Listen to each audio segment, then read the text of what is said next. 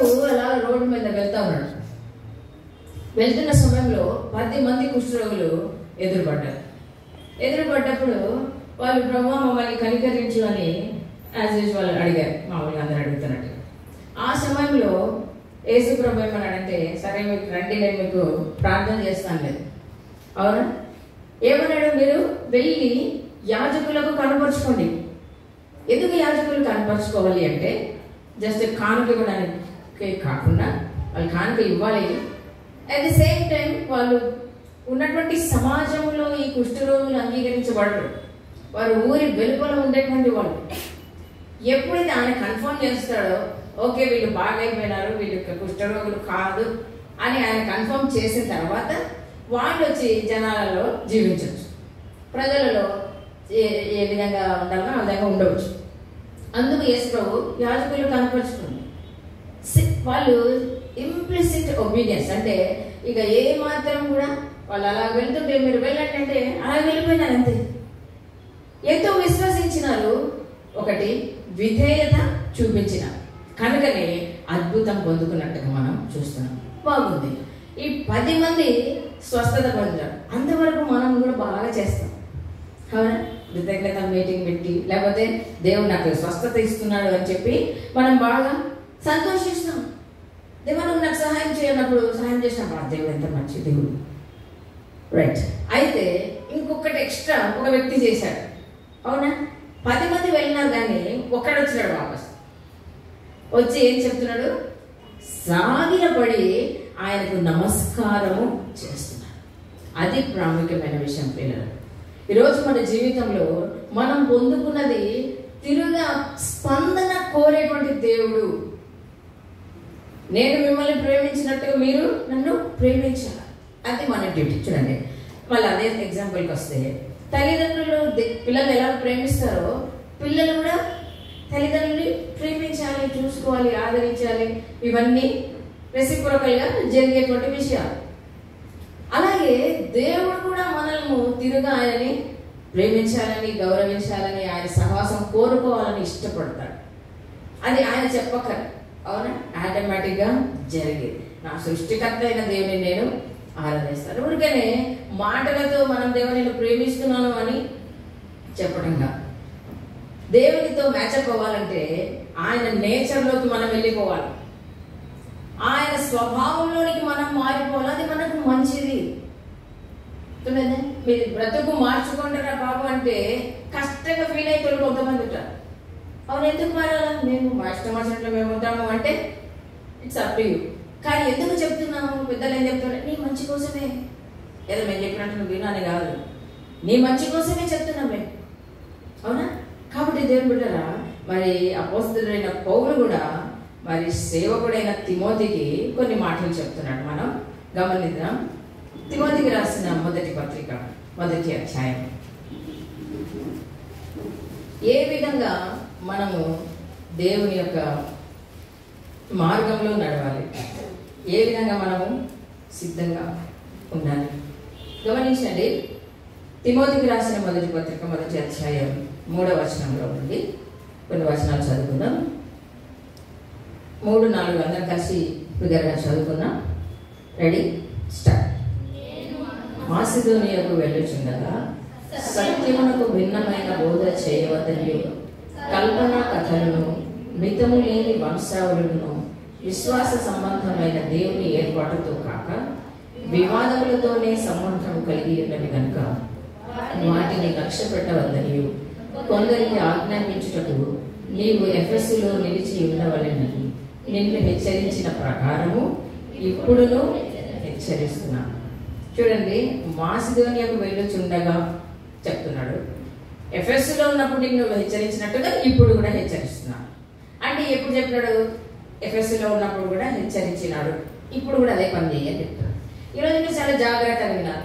మనం ప్రతిసారి కూడా ఒక ఇన్సిడెంట్ తీసుకొని వాక్యంలో, అవునా, పలానా జీవితాలు లేకపోతే పలానా సంఘటన మాట్లాడుకున్నాం.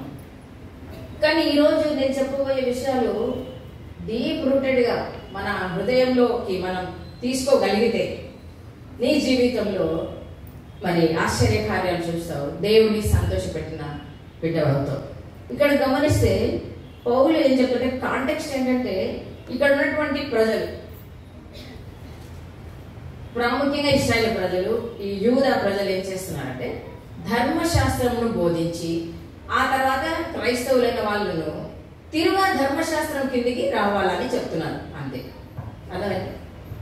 ఇశ్రాయేలు ప్రజల గురించి ఆలోచిస్తే వాళ్ళు మోసే ధర్మశాస్త్రమే మాకు ప్రైమరీ, అంటే అదే మాకు ఫైనల్ వర్డిక్ట్, అదే మాకు మరి మేము ఫాలో అవ్వాల్సింది.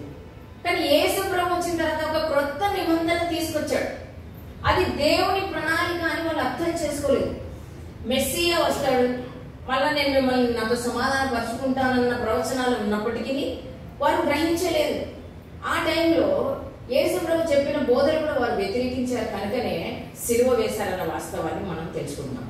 అయితే ఇక్కడ గమనించినట్లయితే యేసు ప్రభు సమాధి చేయబడ్డాడు, తిరిగి లేచినాడు, శిష్యులు ఆత్మను పొందుకొని సువార్త ప్రకటిస్తున్న సమయంలో ఈ యూదులు ఇప్పటికీ కూడా వాళ్ళు మెస్సియాను ఎక్స్పెక్ట్ చేస్తున్నట్టు, లేకపోతే ఈ యొక్క పాత నిబంధన గ్రంథం యొక్క ఆచరణలోనే ఉన్నారు. ధర్మశాస్త్రం అనుకుంటూ వాళ్ళు మరి ఈ పదార్థాలే కాదు, ఇంకా వాళ్ళు చెప్పబడిన విషయాలన్నీ కూడా ఆచరిస్తూనే ఉన్నారు. యేసు శిలువ కార్యం వారు ఇంకా గ్రహించలేదు పిల్లలు. ఎందుకంటే అంత డీప్ రూటెడ్ గా దేవుడు వాళ్ళకి చెప్పాడు. రైట్, మంచిదే. మోషే ద్వారా దేవుడు ఎన్నో మీరు ఆది కాండం నుంచి ద్వితీయోపదేశ కాండం వరకు చూసినట్లయితే మీరు ఎలాగ ఉండాలని దేవుడు చెప్తా వచ్చాడు. ఎందుకు? తన నేచర్ ఎంతో వాళ్ళకి చెప్పాడు. చూసారా, దేవుడు ఎంత పరిశుద్ధుడు, నీతిమంతుడు, ఆయనతో మ్యాచప్ అవ్వాలంటే, ఆయనతో కలిసి జీవించాలంటే ఇది ఇలాగ ఉండండి అని చెప్పాడు. కనుక వాళ్ళు ఖచ్చితంగా మోషేను గౌరవించి ఆయన ఇచ్చినటువంటి ధర్మశాస్త్రాన్ని టోరా అంటారు, దాన్ని వాళ్ళు ఫాలో అవుతున్నారు. ఇప్పుడు ఇక్కడ ఉన్న పరిస్థితి ఏంటంటే అలాగ తిరిగి వెనక్కి లాగుతున్నారు. కాబట్టి మీరు జాగ్రత్త. ఇంకా వాళ్ళు యాడ్ చేసినట్టే ఇది 4 విషయాలు చూడండి. సత్యమునకు భిన్నమైన బోధ, రెండవది కల్పన కథలు, మితము లేని వంశావళులు, ఇవన్నీ కూడా మనం అక్కడ చూస్తున్నాం. 3 విషయాలు ముఖ్యంగా చూస్తున్నాం, తర్వాత మళ్ళా చూద్దాం. ఇక్కడ గమనిస్తే సత్యమునకు భిన్నమైన బోధ చేయవద్దు. సత్యం ఏంటి? వాళ్ళు నమ్ముతున్న సత్యం యేసు ప్రభువే సత్యం. ఆయన రాకడ వాస్తవం, ఆయన ద్వారా రక్షణ వాస్తవం. దీనికి భిన్నంగా ఇప్పుడు మీరు బోధిస్తున్నారు. లేదు, మీరు మళ్ళీ మూలపాఠాలకు రండి, మళ్ళీ ధర్మశాస్త్రం దగ్గరికి రండి. చూడండి పిల్లల, అది వాళ్ళ కాంటెక్స్ట్, అది వాళ్ళ సందర్భం. అయితే సరే, వాళ్ళు వంశావళులు ఎప్పుడు కూడా బాప్తిస్మం ఇచ్చి యోహానుతో ఏమంటున్నారు? మేము అబ్రహాము సంతానం అంటే అదొక గ్రేట్ అన్నమాట. అవునా? అబ్రహాము సంతానం, విశ్వాసుల తండ్రి, మా పితరుడు, ఈ గర్వము, ఈ విధమైన ఎప్పుడు వాళ్ళకు ఉంది. ఆ హోదాని వాళ్ళు ఎక్కడ ఎగ్జిబిట్ చేస్తూ వచ్చారు. కానీ మితము లేని వంశావళులు, ఈ కల్పన కథలు, అవునా, ప్రవచనాల గురించి మరి ఇశ్రాయేలు ప్రజలు కథలుగా చెప్పుకుంటారు. అందుకే యెషయా గ్రంథాన్ని చదివినాడంటే నేను ఇవ్వని దర్శనము ఈ ప్రవక్తలు చెప్తున్నాను అంటున్నాడు దేవుడు. కల్పించుకుంటారు. ఈ విధమైన కథలతో వాళ్ళు టైం పాస్ చేస్తున్నారు. ఆ దర్శనం వచ్చిందంట, కొంతమంది చెప్తారు కళలో బాగా కనపడిందంట, తేలు కనపడిందంట. ఇవన్నీ కూడా ఉండవచ్చు, ఉండకపోవచ్చు. కానీ ద వర్డ్ ఆఫ్ గాడ్, వాక్యమే నీకు ఆధారం. అది గుర్తుపెట్టుకోవాలి. ఈరోజు వాక్యంలో నీవు నీ జీవితాన్ని కట్టుకుంటే ఏ దర్శనము, ఏ కళలు, ఇవన్నీ ఏం అవసరం లేదు. వాక్యం చదవాలి కనుక దాని మీద ఆధారపడుతుంది. ఎందుకంటే అది ఈజీ కదా. అవునా? వాక్యం చదవరు, ప్రార్థన చేయరు, కానీ మాత్రం దేవుడికి మాట్లాడాల. చిన్నది ఏదైనా జరిగినా కూడా దాన్ని ఏం చేస్తారా? కల్పన కథ కల్పించుకుంటారు. అప్పుడు నేను అక్కడ పోతుంటేనే దేవుడు నాతో ఇట్లా మాట్లాడినాడు, అది మాట్లాడినాడు. లాస్ట్కి ఏమైంది? నిరాశ, డిప్రెషన్ అనేది ఒకటి మళ్ళీ తెచ్చుకొని ఆ డిప్రెషన్లోనే కొంగి ఇంకా ఇవన్నీ కథలు, అవన్నీ అవసరం లేదు. ఇలాగూ మరి వాళ్ళు ఉన్నట్టుగా మనం కూడా ఉన్నాం. ఈ విధంగా చూస్తే వాళ్ళు కొన్ని ఆచారాలు వాళ్ళకు ఉన్నాయి. ఈరోజు మనం కూడా భారతదేశంలో నుండి వచ్చాం కనుక మనము ఆచారాలతో పోతున్నారు. వాళ్ళైతే ధర్మశాస్త్రంలో కూడా పౌలు ఏమంటున్నాడంటే ధర్మశాస్త్రం కూడా కొంచెంసేపు ఉండండి, యేసు ప్రభు వచ్చినాడు. నేను తర్వాత చెప్తాను, ధర్మశాస్త్రం ఖచ్చితంగా పక్కన పెట్టమనట్లేదు కూడా. అయితే ఈరోజు మనం ముఖ్యంగా భారతదేశంలో ఉన్న మనము ఆచరించే ఆచారాలకు నాంది లేకపోతే బిగినింగ్ ఎక్కడ ఉంటుంది? అన్య దేవతలు, ఒక్కటి పురాణాలు.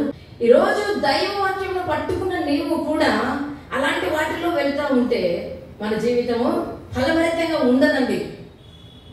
అర్థమవుతుందా?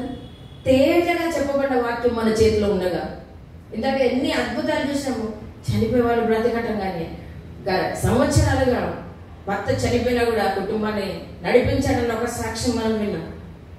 మనం చేసే ప్రతి దానికి జవాబు దేవుడు దయచేస్తున్నప్పుడు ఇంకా ఆయనలో ఉండి ఆయన వాక్యంలో ఉంటే ఇంకెన్ని అద్భుతాలు చూస్తాం మనం. హల్లెలూయా, హల్లెలూయా. దేవుని వాక్యంలో వేరుపారి ఆ వాక్యాన్ని ఉన్నది ఉన్నట్టుగా అనుసరించగలిగితే ఇంకా మనకు తిరుగనేది ఉండదు. అదే చూస్తాం మనం తర్వాత ప్రియుల. గమనించినట్లయితే ఇవన్నిటి కూడా ఏంటంట? విశ్వాస సంబంధమైన దేవుని ఏర్పాటుతో కాక. అర్థమైతే ఈ కల్పనా కథలు, వంశావళులు, సత్యమునకు భిన్నమైన బోధ, ఇవన్నీ కూడా ఏంటంట? విశ్వాసంతో విశ్వాస సంబంధమైన దేవుని ఏర్పాటు సంబంధం లేదు. ఇప్పుడు అర్థమైందా? మనం చేసేవన్నీ కూడా దేవుడితో మనకున్న విశ్వాసానికి ఏ మాత్రం కూడా సంబంధం లేదు. ఇలాగూ ఇక్కడ యంగ్ జనరేషన్ చాలా మంది ఉన్నారు. మనము ఈ ట్రెండ్స్ని బట్టి ఎన్నెన్నో కొట్టేస్తున్నాం, ఏవేవో కొట్టేస్తున్నాం. కానీ ఆ సమయానికి వస్తే పెద్దలు ఏదో చెప్తున్నారు, అది చేయాలి. కానీ ఎవరు ఎందుకు చేస్తున్నారు అమ్మంటే పెద్దలు చెప్పినారు. ఆ పెద్దలను అడగండి, వాళ్ళు ఏమంటారు? ఆ పెద్దలు. వాళ్ళు అడిగితే మళ్ళీ అది ఎక్కడ స్టార్ట్ అయితే మనకి తెలియదు. కనుక మనకి ఇక్కడ ప్లెయిన్ గా ఉంది వాక్యం. ఇంకా ఒక్కసారి నువ్వు క్రీస్తుని అంగీకరించినట్లయితే ఇవన్నీ కూడా విడిచిపెట్టు. No more. చాలా మంది ఉన్నారు విశ్వాసులు, వాటి కోసం నిలబడిన వాళ్ళు చాలా మంది ఉన్నారు. ఎన్నో కొట్టి పడేసి దేవుని వరకు నిలబడిన విశ్వాసులు ఉన్నారు. చాలా సంతోషం, దేవునికి స్తోత్రం. ఇక్కడ గమనిస్తే అవన్నీ విడిచిపెట్టి, అవన్నీ దేనికి కారణం అంట? వివాదములతోనే సంబంధం కలిగి ఉన్నవి. కనుక నువ్వు వాటిని లక్ష్య పెట్టొద్దని ఇంకేం చేయాలంట? కొందరికి ఆజ్ఞాపించుటకు.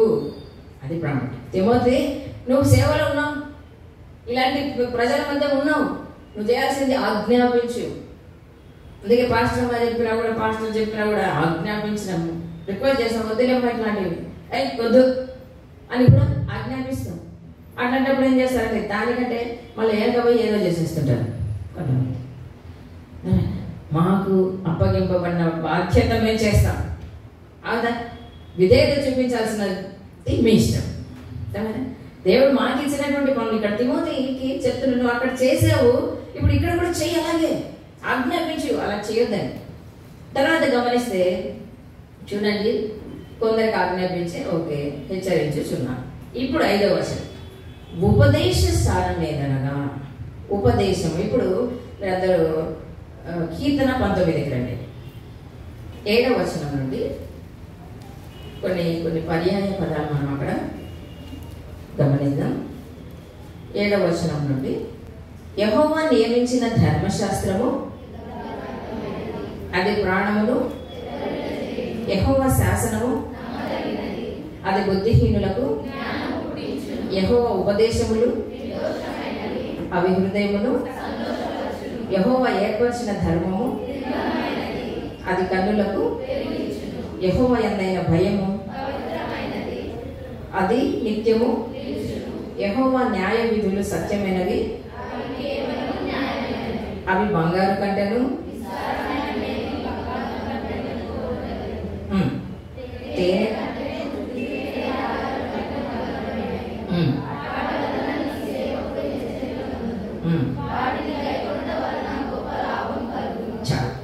ఇక్కడ గమనిస్తే పర్యాయ పదాలు ఏమేమి ఉన్నాయి?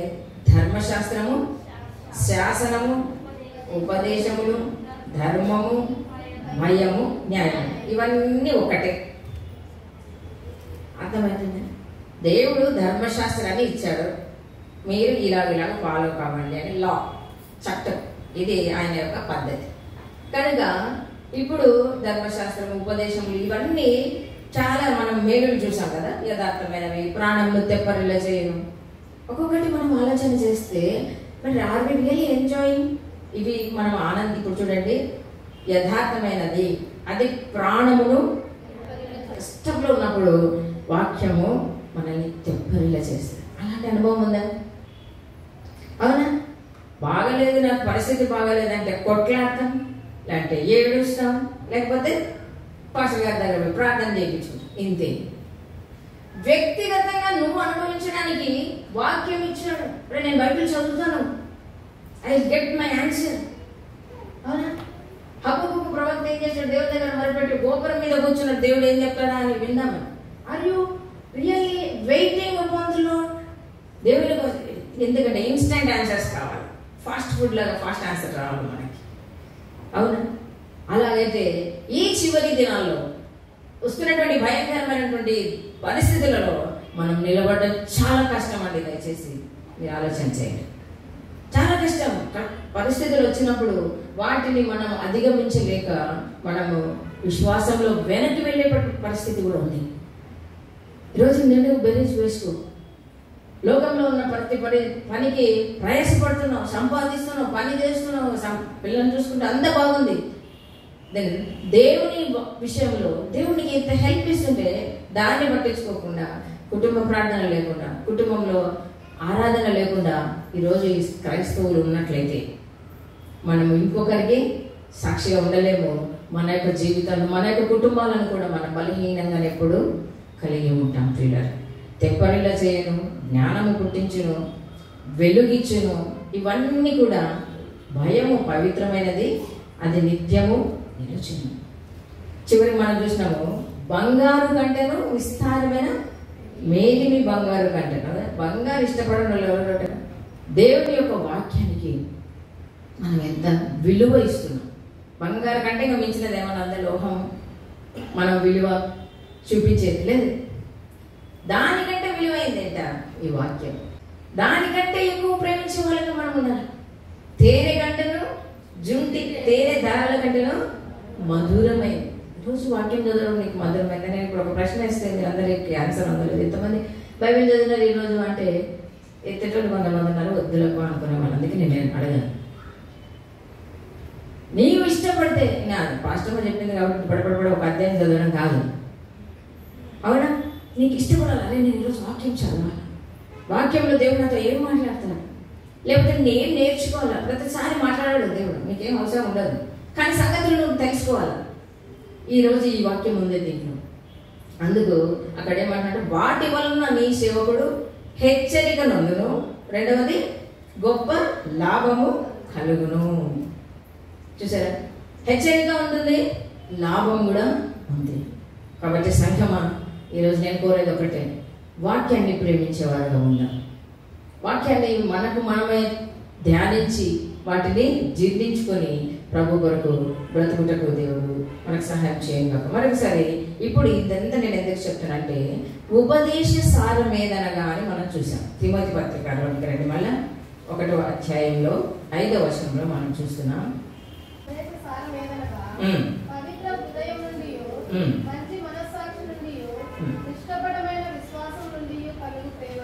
రైట్, 3 ఉన్నాయి అక్కడ. ఏమేమి చెప్పండి? మంచి, తర్వాత నిష్కపటమైన విశ్వాసము, పవిత్ర హృదయము. ఇక పవిత్ర హృదయము మనం ఎలా పొందుకుంటామంటే యేసు రక్తంలో కడగబడి. అవునా? ప్రతిరోజు పాత్రలు కడుగుతామా? వారానికి ఒకసారి కడుగుతామా? ప్రతిరోజు ప్రతి పూట తిన్నప్పుడు ముందు మళ్ళీ ప్లేట్ కడిగి. అవునా? అలాంటి పవిత్రత మనకు చాలా కోరుకుంటాం. మనం శరీరకంగా మనం ఎంత నీట్గా ఉండాలని ఇష్టపడతాం. Then what about your heart today? ఈరోజు నీ హృదయంలో ఏమైనా చెత్త ఉందా? ఆలోచనలు, మాటలు, క్రియలు. అవునా? ఏదో అక్కడ పంపించేద్దాంలే, అవునా, దాన్ని కవరింగ్ చేసుకుందాంలే. సూటిగా నీ హృదయంలోకి నువ్వు ఏవో చూస్తే యేసు రక్తంతో నువ్వు కడగబడ్డావు. అవునా?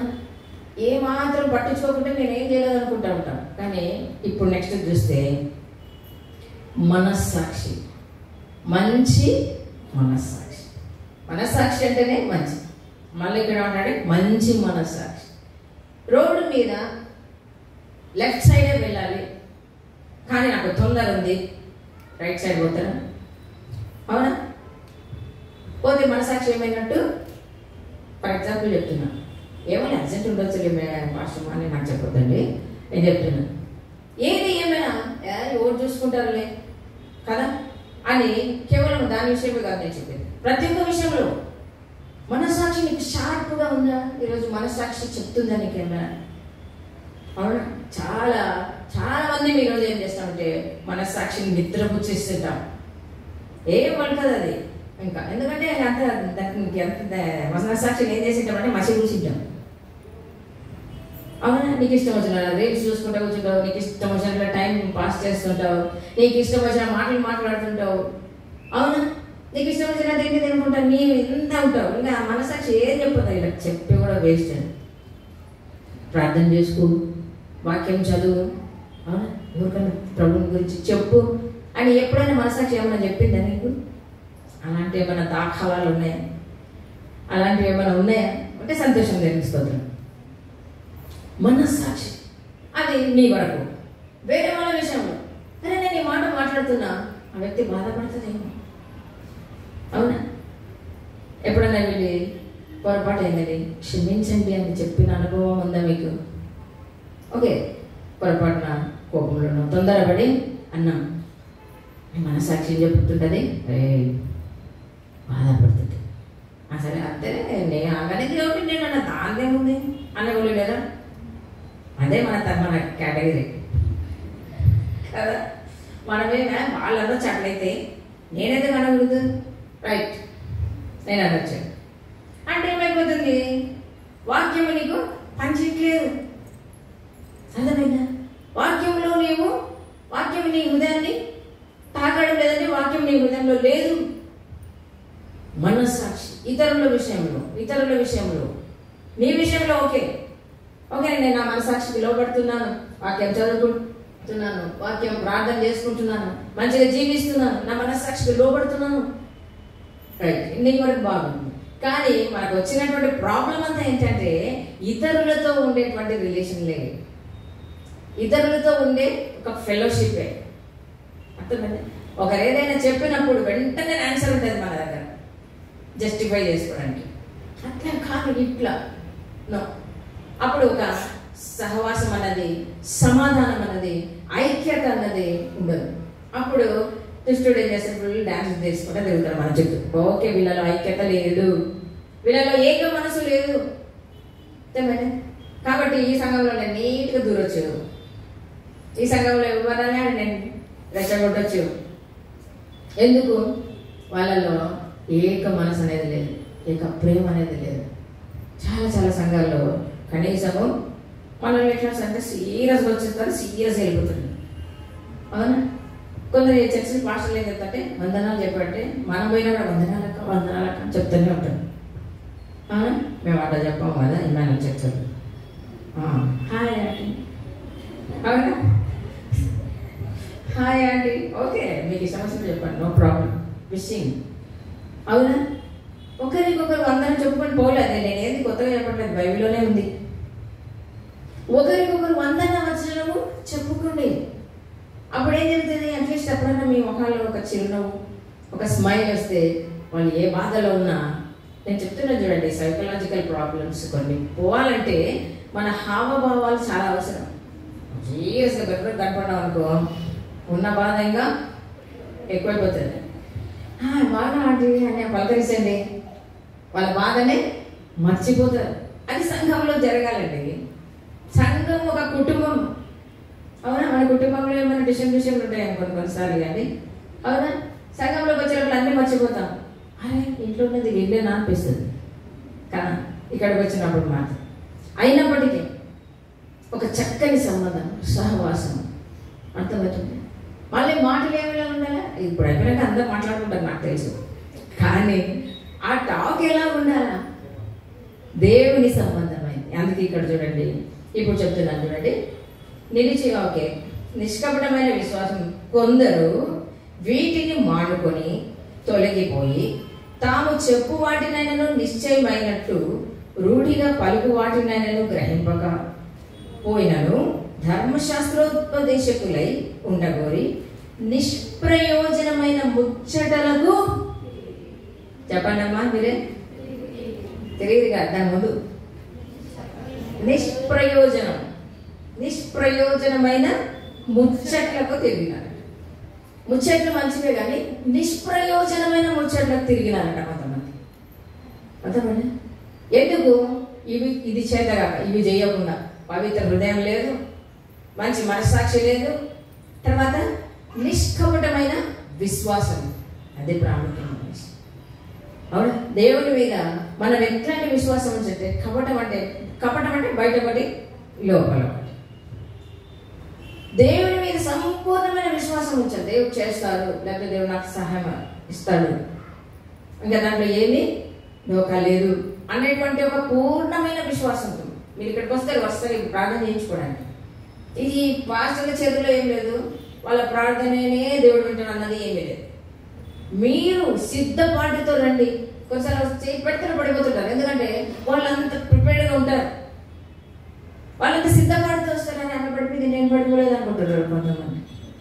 నీ ఆత్మీయ స్థితి ఎలా ఉందో దేవుడికి తెలుసు, అర్థమవుతుందండి.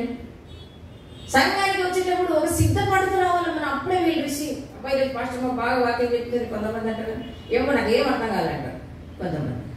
ఎందుకంటే నీకు వినే మనసు లేదు, లేక అర్థం చేసుకోలేకపోతున్నావు. అర్థమవుతుంది. ఎప్పుడైతే మీ సిద్ధపాటుతో అందరము ఉంటామో అప్పుడు ఇంకా గొప్పగా దేవుని వాక్యాన్ని మనం అర్థం చేసుకొని దాన్ని అనుసరించే వారంగా కూడా ఉంటాం. కాబట్టి దేవుని బిడ్డలారా, ఇక్కడ గమనిస్తే కొందరు ఏం చేస్తున్నారట, ధర్మశాస్త్రోపదేశకులై ఉండగోరుతున్నారట. వాళ్ళు ధర్మశాస్త్రాన్ని ఉపదేశించేవారు ధర్మశాస్త్రం ఉపదేశించకుండా ఏం చేస్తున్నారట, ఏమొచ్చట్లు అదే చెప్పాలి, బయట చెప్పండి. నిష్ప్రయోజనమైన ముచ్చట్లకు తిరిగిరి. సంఘంలో ఇప్పుడు ఇట్లాంటి వాళ్ళు కనపడకూడదు. మీ ముచ్చట ఎట్లుండాలా? దేవుని మహిమపరిచేదిగా ఉన్నారా, అవతలలోనే ప్రోత్సాహపరిచేదిగా ఉన్నారు, కానీ ఇంకా నిష్ప్రయోజనమైన ముచ్చట్లు. నేను మాట్లాడిన మాట ఎంతవరకు ఇది ప్రయోజనం.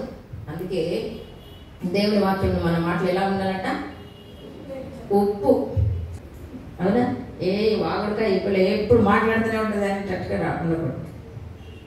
కొందరికి మాట్లాడుతుంటే టైం కనపడదు, అబ్బా ఇంతసేపు మాట్లాడమా అనుకుంటుంటారు. కానీ ఒక గంట మాట్లాడితే ఎన్ని మాటలు ఇంకొకరికి ప్రయోజనంగా ఉంది.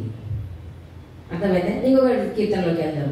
చూడండి 15వ కీర్తన 15. యెహోవా నీ గుడారంలో అతిథిగా ఉండదగిన వాడెవడు? నీ పరిశుద్ధ పర్వతము మీద నివసింపదగిన వాడు ఎవడు? ఇవి రెండింటిని ఏమంటా మనం? ప్రశ్నలు ఎందుకంటే చెప్పండి, మిమ్మల్ని జవాబు అడగలేండి. ఏంటి ఇవి? ప్రశ్నలు. ఒకటి ప్రశ్న ఏంటి? అతిథి అని తెలుగులో గెస్ట్ అన్నట్టు ఒక ట్రూ ట్రాన్స్లేషన్ ఇంగ్లీష్లో చేసుకుంది. కానీ మనం ఇంగ్లీష్లో చూస్తే హూ విల్ అబైడ్ అంటే నీ యొక్క సన్నిధానంలో, నీ గుడారంలో ఉండేవాళ్ళు. తర్వాతది నివాసం ఉండేవాళ్ళు. ఇక్కడ నీ పరిశుద్ధ పర్వతం మీద నివసింపదగిన వాడు. ఇప్పుడు ప్రశ్నలు, జవాబులు మీరే చదవండి. 1, 2, 3 స్టార్ట్. ఒకటి 1 యథార్థమైన కలిగి రైట్. చాలు. యథార్థమైన ప్రవర్తన కలిగి అక్కడికి సగం ఆన్సర్ వచ్చింది.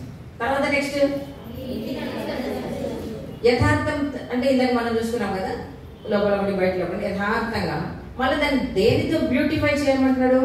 నీతిని అనుసరించాలి. నీతిని అనుసరించి ఉండేటువంటి వాడు. ఇంకొకటి ఏమి చేయాలా? ఏం పలకాలమ్మా? నిజమే పలకాలి. అబ్బా మేము అబద్ధాలే చెప్పాము కదా, కనెక్ట్ అవ్వాలి. రాహం ఏం చేసినప్పుడు మీరు వచ్చినారు, ఇక్కడ పోయినారంటే వచ్చినారు, రాలేదలేదు, వచ్చినారు కానీ మళ్ళీ వెళ్ళిపోయినారు. కానీ వాళ్ళు అడిగినారు ఆయన, అవునా? అందుకే వాటిని కొన్నిసార్లు కొన్ని అబద్ధాలు చెప్తే ఆహాబు అబద్ధాలని కవరింగ్ చేసుకుంటుంటారు కొంతమంది. అప్పుడు అక్కడ అవసరాన్ని బట్టి అవునా దేవుడు వాళ్ళకు మరుగు చేశారు. కానీ ఇప్పుడు అక్కడ ఉపయోగపడితే అబద్ధాలు చెప్పొచ్చు అని నన్నైతే అడగద్దండి దయచేసి. అవునా 1000 అబద్ధాలు ఆడి ఒక పెళ్లి చేయించంట, వద్దు ఆ అబద్ధాలు. ఇక్కడ గమనిస్తే నిజమే పలికేవారుగా. తర్వాత గమనించండి, అట్టి వాడు నాలుకతో కొండెములు ఆడడు, తన చెలికానికి కీడు చేయడు. ఇదే ప్రాముఖ్యత. అలాంటి వాడు ఎదుటి వానికి కీడు చేయడు. తర్వాత తన పొరుగు వాని మీద నింద మోపడు, అతని దృష్టికి నీచుడు అసహ్యుడు. అవునా, నీచత్వాన్ని అసహ్యించుకుంటాం. అర్థమైందా? ఆ తర్వాత ఏముంది, అతడు ఇవన్నీ ఆయన నో నో నో అని చెప్పాడు. ఇప్పుడు చేయాల్సిన పనులు ఏంటి?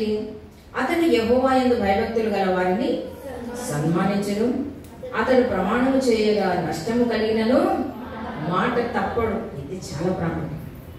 నష్టం కలిగితే తమ్మిని బొమ్మిని తమ్మిగా విన్నారా? ఇట్లాంటి సామెతలు ఈ జనరేషన్కి తెలియదేమో కానీ పెద్దలకు తెలుసా? మాట మార్చేసి ఇస్తాం. నష్టం కలుగుతుంది అంటే ఎక్కడ పెట్టి అంటే ఇక్కడికే పెట్టి నేను అక్కడ చూసినా ఏంటంటే ఇక్కడనే నిలవాను అట్లాంటివి అన్నమాట. లేదు నేను పోయినాను, నువ్వేం శిక్షణ ఏమంటావాను అది. అవునా, నష్టం కలిగిన మాట వెనక్కి తీసుకోరు. మేము ఈ విగ్రహానికి పూజ చేయము, మాకు మంచి ట్రీట్మెంట్ ఇచ్చినారు, ఈ యొక్క బబులోనికి వచ్చాము, మా దేవుడు యెహోవా జీవం గల దేవుడు. అయితే ఇక్కడ రాజు ఏం చెప్తున్నాడు, ఈ విగ్రహానికి పూజించకపోతే అగ్నిగుణంలో పడతారు. మాట తప్పలేదు, అన్నా పర్వాలేదు, మాట వెనక్కి తీసుకోవాలి. లేదు ఈ బబులోని రాజ్యంలో ఉన్నాము, రాజ్యం ఇట్లా వినాలి కదా అని చెప్పేసి కాంప్రమైజ్ కాలేదు. వాళ్ళు ఏం చేసినారు, వెనక్కి తీయనప్పుడు అద్భుతము జరిగింది. హల్లెలూయా హల్లెలూయా. నష్టము కలిగిన మాట తప్పకూడదండి. ఆ ప్రిన్సిపల్ ఎప్పుడైతే మనం నేర్చుకుంటామో, ఆ సూత్రం ఎప్పుడైతే ఎవరైతే నేర్చుకుంటారో ఏం జరుగుతుందంటే చూడండి, అతడు ప్రమాణం చేయగా నష్టం కలిగి తన ద్రవ్యము వడ్డీకి ఇవ్వడు. చేస్తున్నారంట, నిరపరాధిని చెరుపుటకై లంచము పుచ్చుకొనడు. ఈ ప్రకారం బంద చదవండి. Ready 1 2 3 start. హల్లెలూయా హల్లెలూయా. యెహోవా గుడారంలో పరిశుద్ధ పర్వతం మీద ఉండే వ్యక్తి ఎప్పుడు కూడా కదల్చబడడు. ఏ పరిస్థితి వచ్చినా నేను కదల్చబడ్డాను, ఏ పరిస్థితి వచ్చినా నేను కృంగిపోను. నా కుటుంబంలో ఏ పరిస్థితి వచ్చినా కూడా యెహోవా గుడారంలో నేను ఉన్నాను. అది మన విశ్వాసం అయి ఉన్నది. మళ్ళీ ఒకసారి ఈ తిమోతి పత్రం ఇక్కడ కొన్ని వర్షాలు మనం చూసుకొని పొందించుకుందాం. ఆయనను 8వ వచనం, శ్రీమంతుడగు దేవుడు నాకు అప్పగించిన ఆయన మహిమగల సువార్త ప్రకారము. ఇప్పుడు ఒక పెద్ద లిస్ట్ ఉంది, అందరం కలిసి చదువుతాం. Ready start. ధర్మశాస్త్రము గట్టి చదవాలి.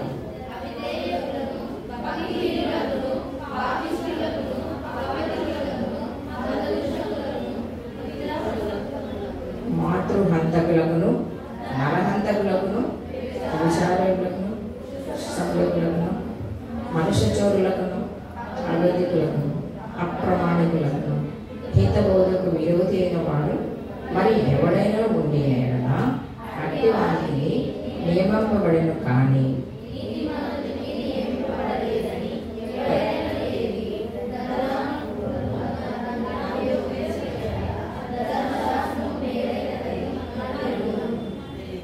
ఈ పెద్ద లిస్ట్ ఉంది. ఆ లిస్టులో ఏమన్నది, ప్రభు అయిన యేసు తనకి ఇచ్చాడు. శ్రీమంతుడగు దేవుడు నాకు అప్పగించిన ఆయన మహిమగల సువార్త ప్రకారము ధర్మశాస్త్రం వీళ్ళందరికీ. అక్కడ రకరకాల మనుషులు ఉన్నారు. ధర్మ విరోధులు, మమ్మీ అంటే మాతృహంతకులు, తల్లిని చంపిన వాళ్ళు, తండ్రిని చంపిన ఉన్నారా కదా, పేపర్లో చూస్తున్నారు కదా, తండ్రిని చంపినారంట, తల్లిని చంపినారు. అంటే అంత భయంకరమైన పాపల కొరకు ఉంది ఈ ధర్మశాస్త్రం. ఫస్ట్ సెంటెన్స్ అర్థమైందా? నెక్స్ట్ ఏంటి, తర్వాత ఎవరికి కాదంట, నీతి మంతులకి నియమింపబడలేదని ఎవడైనను ఎరిగి. అంతవరకు ఆగండి. నీతి మంతుడు నీతి కలిగి ఉండాలంటే అంతకుముందు ఏమై ఉంటాడు, పాపి అవినీతిమంతులు, అపరాధం చేసిన వాళ్ళు, దుష్టులు, పాపిష్టులు, ఇక్కడ ఇవన్నీ ఉన్నాయి కదా. వీటన్నిటి నుండి నీతిమంతులు కావాలి అంటే దేవుడు ఒక కార్యం చేశాడు. మొట్టమొదటి ఇజ్రాయేల్ ప్రజలకు ఏమి ఇచ్చారు? నీతిమంతులు ఉండాలంటే ధర్మశాస్త్రం ఇచ్చాడు. మీరు ఇలాగ బ్రతకండి రా బాబు, అప్పుడు మీరు నీతిమంతులు అవుతారు. కాలానుగుణంగా కాలం సంపూర్ణమైనప్పుడు యేసు ప్రభు ఈ లోకానికి పంపించబడ్డాడు. యేసు ప్రభు శిలువలో మరణించి ఆయన రక్తం కార్చుట ద్వారా, ఆయన రక్తంలో మనం ఎప్పుడైతే కడగబడతామో అప్పుడు కృప ద్వారా మనం నీతిమంతులం అయ్యాం. అర్థమైంది? అది పాత నిబంధన, ఇది కొత్త నిబంధన. ఇప్పుడు ధర్మశాస్త్రం ఏం చెప్తుంది? ఇది చేయండి, ఇలా చేయండి, ఇలా చేయండి. ఒక వ్యక్తి ఉన్నాడు, యేసు ప్రభు దగ్గరకు వచ్చి, ప్రభు నా పాపాలు క్షమించండి, మీ రక్తంలో నన్ను కడిగి పవిత్రపరచండి అని చెప్పేసి రక్షణ పొందినాడు అనుకో. అవునా? ఆయన హృదయంలో చేర్చుకొని నీతిగా బ్రతకడం ప్రారంభించినాడు. ఆ తర్వాత ఆయన జీవించాలా? ఆయనకు కావాల్సిన మాన్యువల్ ఏంటి? ఇప్పుడు ఒక ఏదైనా మీరు ఇన్స్ట్రుమెంట్ ఏదైనా కొన్నారంటే ఒక చిన్న పేపర్ ఉంటుంది, దాంట్లో ఒక మిక్సీ కొన్నారనుకోండి, దాంట్లో పద్ధతి ఉంటుంది, ఇలాగ వాడండి. నువ్వు విశ్వాసం అయిపోయినావు, కానీ నువ్వు ఎలా బ్రతకాలనేది నీకు అప్పుడే రక్షణ బంధం వెంటనే చచ్చిపోతున్నామా?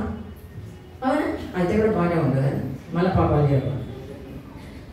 ఎట్లా అంటే మీరైతే పెద్దోళ్ళు, మేము ఇంకా బ్రతకాలంటారా? రైట్. కాబట్టి ఇంకా మనం బ్రతకాలి కాబట్టి మనకు ఒక మ్యాండేటరీ, ఒక పద్ధతి అవసరం. ఇక్కడ చెప్పబడింది ఏంటి? ఇలాంటి ప్రజలకే ధర్మశాస్త్రము. ఎందుకు? ఇవన్నీ చేయకూడదు వాళ్ళు చేస్తున్నారు. అంటే చిన్నపిల్లలు చెప్తున్నట్టు ఇక్కడ నుంచి ఇక్కడికి రావద్దండి అని చెప్తాం. అది వాళ్ళకి ఇచ్చినటువంటి ఆజ్ఞ.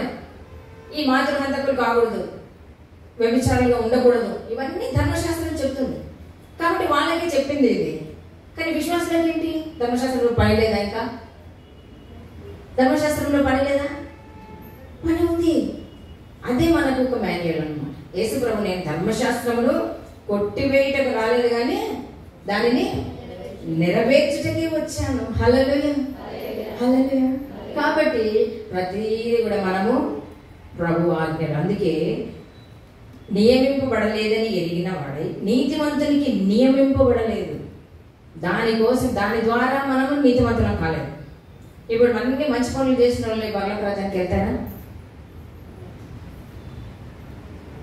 మంచి పనులు చేస్తారు చాలా మంది పెద్ద పెద్ద గొప్ప వ్యక్తులు. ఈ నామమున కాక మరి ఏ నామమునను రక్షణ కలుగదు. మన నీతి క్రియలు దేవుని సన్నిధికి మనల్ని తీసుకొని వెళ్ళవు. ఇక్కడ ఏం చెప్తున్నాడు? ఇవన్నీ ధర్మశాస్త్రం వాళ్ళకి నియమింపబడలేదు, కానీ నీతిమంతునికి నియమింపబడలేదు. కానీ ఎవడైనను ఎరిగి ధర్మానుకూలంగా దానిని ఉపయోగించిన ఎడల, ఆ ధర్మశాస్త్రాన్ని ఉపయోగిస్తే ఏమవుతుందంటే అది ధర్మశాస్త్రము మేలైనదని మనము ఎరుగుతాము. ధర్మశాస్త్రం ఏం చెప్తుందంటే తప్పు చేసినామని చెప్తుంది, అంతేగాని నిన్ను పవిత్రపరచదు. కానీ నిన్ను పవిత్రపరిచేది ఏంటి? ఎవరు? ఏంటి? రక్తము. హల్లెలూయా. ఆయన రక్తములో మనకు పవిత్రత కలుగుతుంది. ఎందుకు?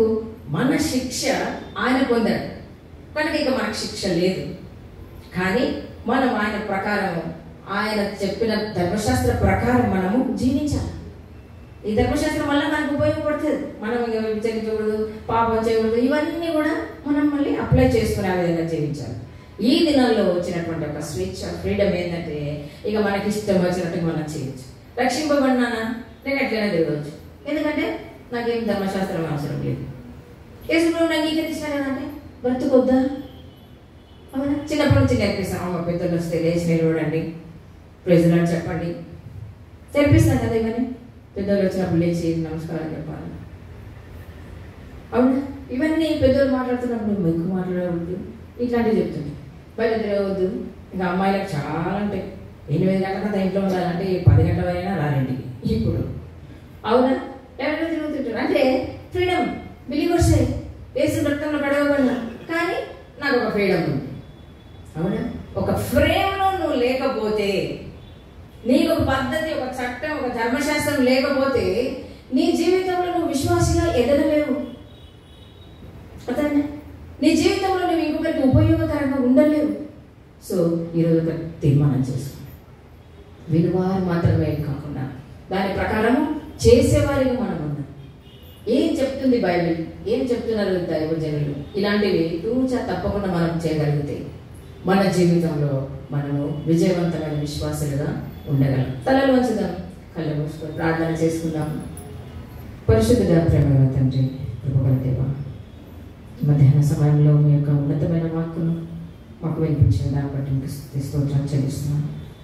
అవును ప్రభా, నన్ను ప్రేమించిన ఎడల నా ఆజ్ఞలు గైకొనడి అని మీరు చెప్పి ఉన్నారు.